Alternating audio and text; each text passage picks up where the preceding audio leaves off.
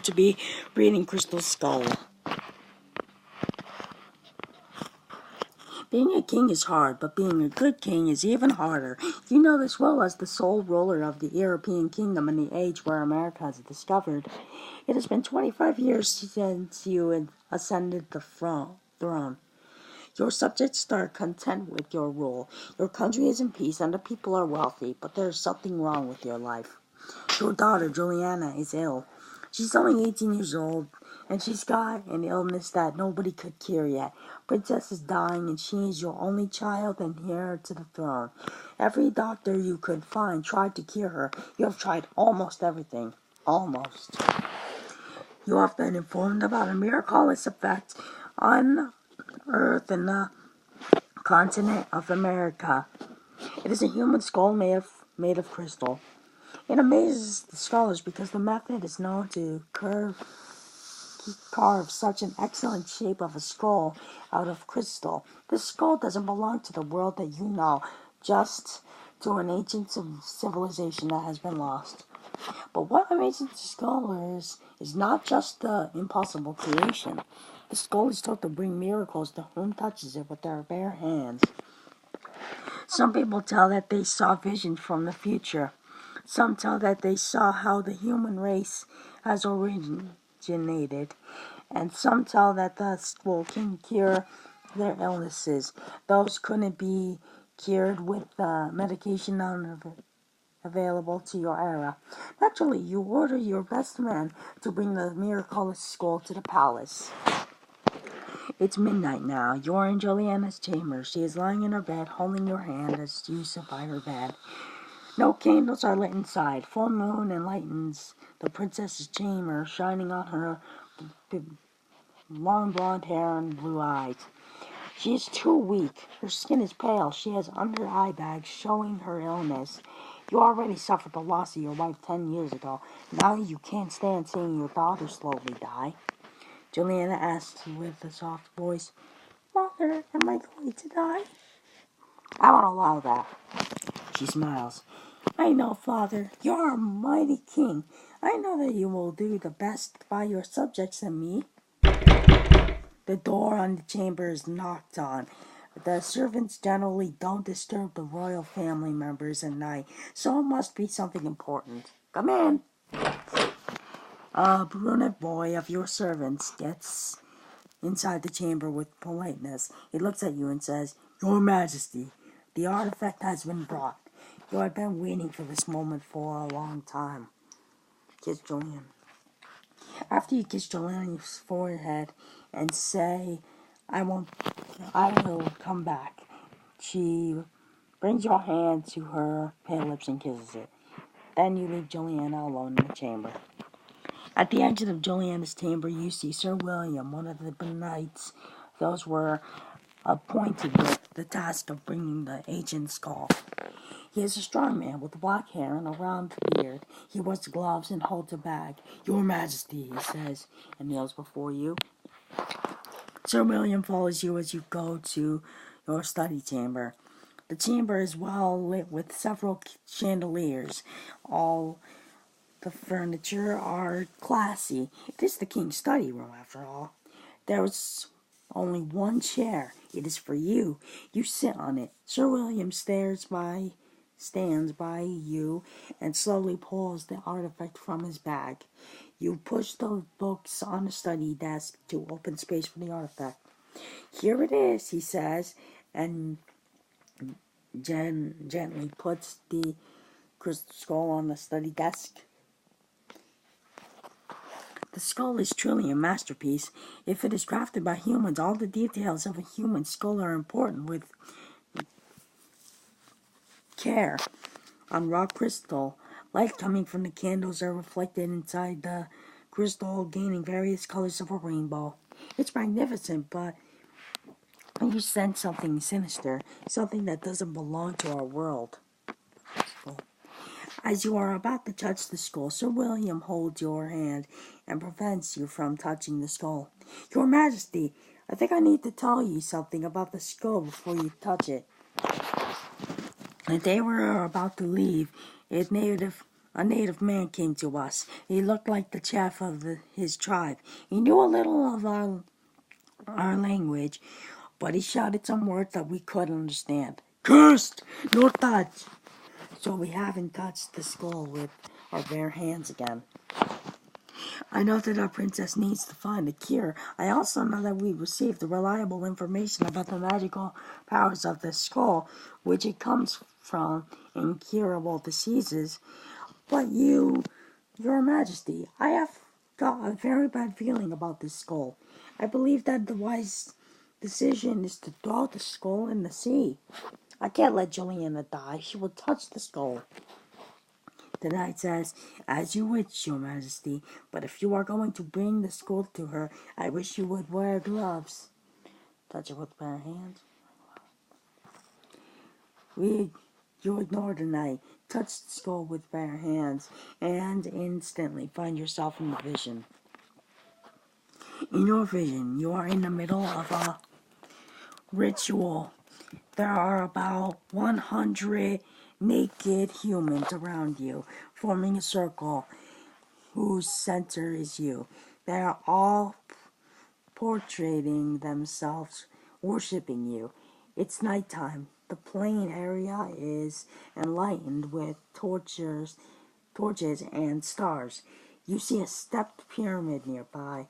It is made of huge stone blocks. You realize that you are the crystal skull. You can't see yourself, but you are completely aware of what you are. These naked people are worshiping you, the crystal skull. Then the vision changes. Now it is not morning. It is raining like hell. This is a huge flood. Unclothed, red-skinned humans scream and get drowned because of this addressed torrent, and you, as the skull, drift away. You open your eyes and turn back to who you really are, the good king. Sir William looks at you. Television, and then we bring the skull to Julian. You tell him what you have seen in your vision. Yes, the skull is mysterious.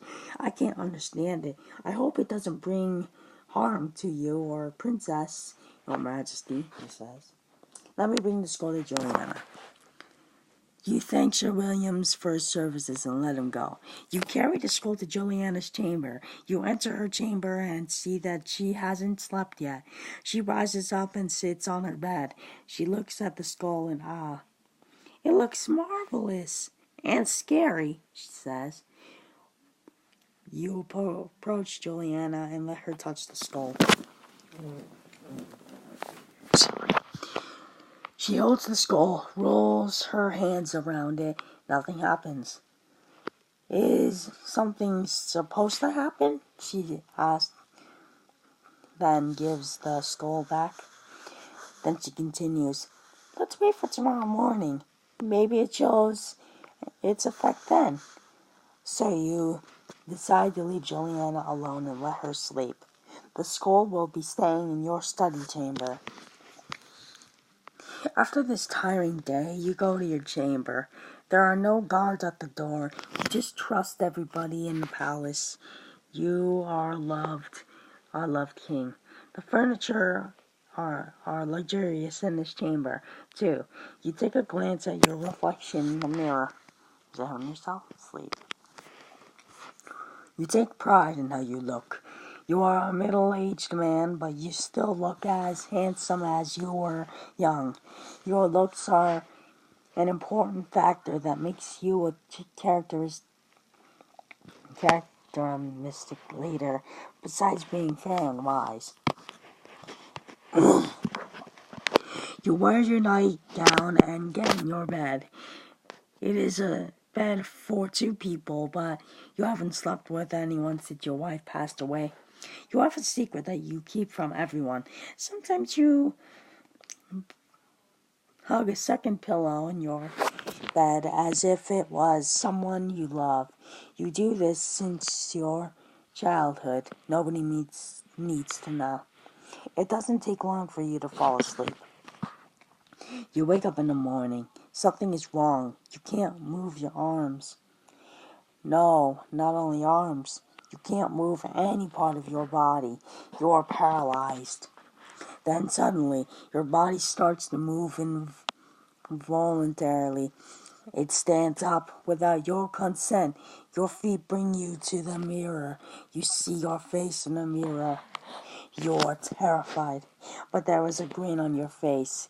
You're no longer in control of your body. You're merely a bystander of what it does. It brings you to the throne room. With confident steps, soldiers salute you. To be exact, it's as you enter, it sits on the throne and shouts with your voice, "Bring me my daughter!" You watch guards accompany Juliana as she comes into your presence. It shouts, "I don't want her to suffer anymore. Kill her!" Juliana is shocked. "What? Father, please!" She is not like the only surprised one in the room. Everybody looks at each other with shock. It shouts, "You heard your king. Execute her!" You try to shout, but your screams are buried inside the head of the king. Juliana gets on her knees and cries in despair, but it's in vain. Two black masked decapitators come into your presence. One holds the crying blonde girl, the other holds the sword. You can do nothing but watch as your precious daughter gets decapitated. Her hand falls down and rolls to the throne. Floor gets filled with her blood. Days pass. It continues to control your body. You mourn for your daughter inside the body that one belonged to you. You watched it rule your country with an iron fist. It orders all the churches be burnt and priests to be hanged. Of course, your people uprises against the new king. It suppresses the revolt with violence. Anyone who stood against the king gets tortured. Eyes are poked, skins are flayed. Soon it orders people to worship it as a deity.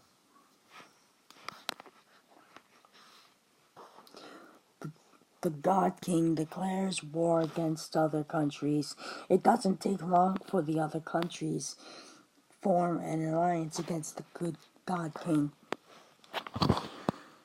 In a fateful battle in your capital, the God King loses its horse. The evil king gets killed while desperately searching for a horse. And this is how your soul finally breaks free to heaven to see your family once again. The end. There are 3 endings. Well, that was nice. That was amazing. Hope you guys enjoyed that. Thanks for watching and subscribe for more videos.